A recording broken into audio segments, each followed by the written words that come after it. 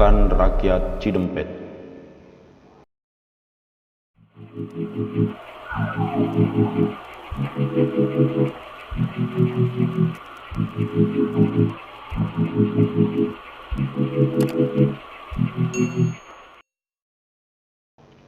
Jangan lupa dukung channel kami dengan klik tombol subscribe dan nyalakan tombol loncengnya, agar setiap ada video baru dari kami, kalian akan menjadi orang pertama kali yang diberitahu secara gratis.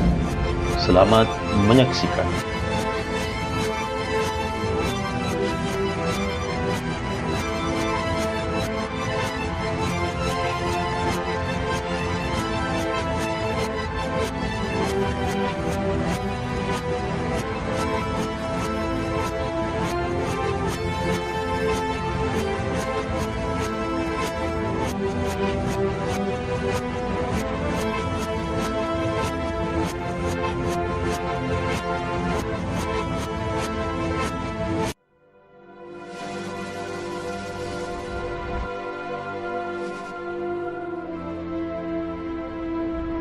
Suasana di kota Indramayu terasa amat sibuk. Beberapa tokoh pimpinan besar dari Jakarta berdatangan ke Indramayu.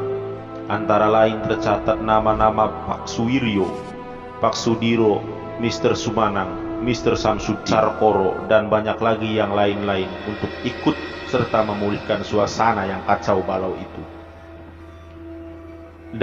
Pada itu penangkapan masih berjalan terus.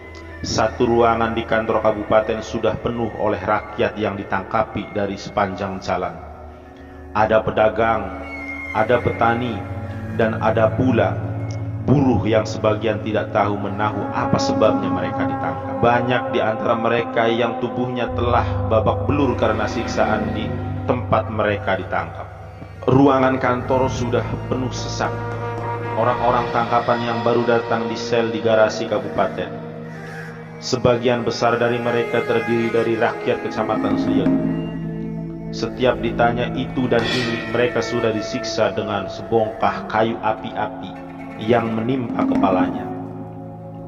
Ada yang diangkat tinggi-tinggi kemudian dibanting ke lantai. Jumlah mereka yang ditahan itu tidak kurang dari 500 orang.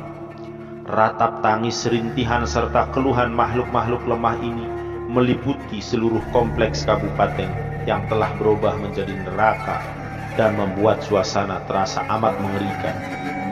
Sementara itu, daerah kecamatan Sindang dan Loh Bener masih merupakan daerah tertutup. Pembesar-pembesar Jepang bersama dengan bapak-bapak pemimpin dari Jakarta masih terus berunding mencari jalan bagaimana situasi yang kalang kabut itu hendak dipulihkan. Akhirnya diperoleh akal untuk menipu rakyat Cidempet yang sebagian besar sudah pergi bertebaran untuk menyelamatkan diri masing-masing. Sebuah kapal terbang jenis capung melayangkan di atas daerah kecamatan Sindang dan Loh Bener. Dari kapal terbang itu disebarkanlah pamflet-pamflet yang isinya sebagai berikut. Wahai rakyat desa Cidempet dan sekitarnya, bala tentara DAI Nippon sebagai saudara tua bangsa Indonesia tetap akan melindungi rakyat Indonesia termasuk saudara-saudara sekalian. Oleh sebab itu, tenanglah, jangan membuat keributan. Apa yang saudara-saudara inginkan, sampaikanlah kepada bala tentara DAI Nippon. Kembalilah ke rumah saudara masing-masing. Tak usah takut atau khawatir. Bala tentara DAI Nippon tak akan membalas dendam, tetapi tetap akan melindungi rakyat. Sesudah kapal terbang dengan selebaran itu, kemudian disusul pula dengan mobil unit penerangan dengan pengeras suara yang mondar-mandir di sepanjang jalan antara Sindang dan Loh Bener. Dari corong pengeras suara itu dihamburkanlah kata-kata yang enak didengar, seperti juga yang ditulis pada pamflet yang disebar oleh pesawat capung itu. Beberapa hari kemudian, bala tentara Jepang sudah bisa menempatkan pasukan bersenjatanya di desa Cidempet. Mereka membuat seakan-akan benar-benar hendak melindungi rakyat. Rakyat Cidempet seperti juga umumnya bangsa Indonesia yang sangat baik hati, tidak menaruh curiga sedikit pun terhadap akal licik tentara Jepang. Haji Madrias CS yang sudah menyembunyikan diri tertarik juga untuk pulang ke rumahnya yang sudah beberapa hari lamanya ditinggalkan. Kesempatan yang baik itu mustahil akan dibiarkan lalu begitu saja oleh tentara dai Nippon.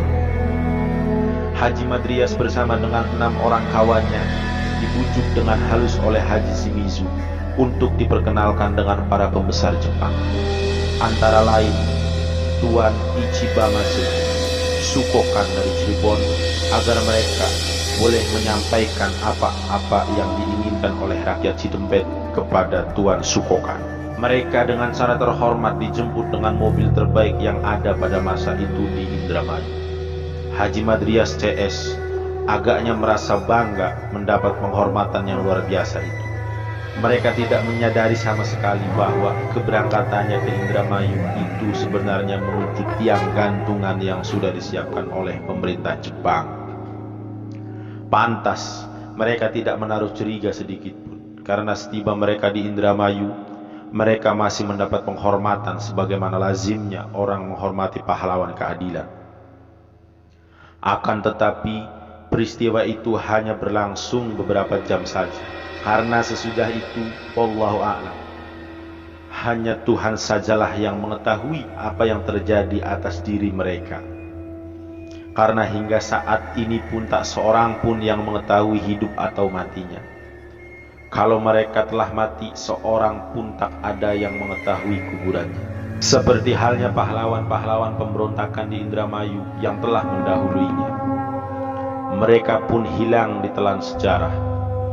Memang jasmani mereka telah hilang tanpa meninggalkan bekas, tetapi nama mereka masih tetap hidup sepanjang masa dan akan senantiasa dikenang serta menghiasi lembaran sejarah Indramayu di masa yang akan datang. Walaupun mereka tidak berhasil melawan kekejaman bala tentara Jepang, namun semangat mereka, yaitu semangat kepahlawanan yang pantang menyerah, telah menjiwai semangat proklamasi 17 Agustus 1945. Berhubung dengan pemberontakan rakyat Cidempet tersebut, Bupati Indramayu R.A. Muhammad Sediono yang harus dicatat sebagai perintis pembangunan di Indramayu terpaksa harus mengundurkan diri dan kedudukannya digantikan oleh Dr. Murjani dari Bandung.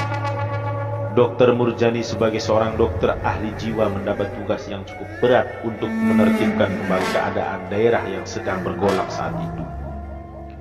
Berkat keahlian serta keuletannya, Dr. Murjani berhasil juga memulihkan ketertiban secara berangsur-angsur. Rakyat giat kembali mengusahakan pertaniannya, hasil produksi melimpah ruah. Tetapi tentara Jepang sekarang tidak berani lagi mengusik padi para petani. Dengan demikian, Dr. Murjani mendapat tempat yang baik di hati rakyat Indramayu. Satu hal yang tidak dapat dirubah ialah kebencian rakyat kepada pemerintahan Jepang. Bagaikan api di dalam sekam, kebencian itu tak pernah padam. Kalau satu saat ada angin bertiup, pastilah ia akan menyala kembali.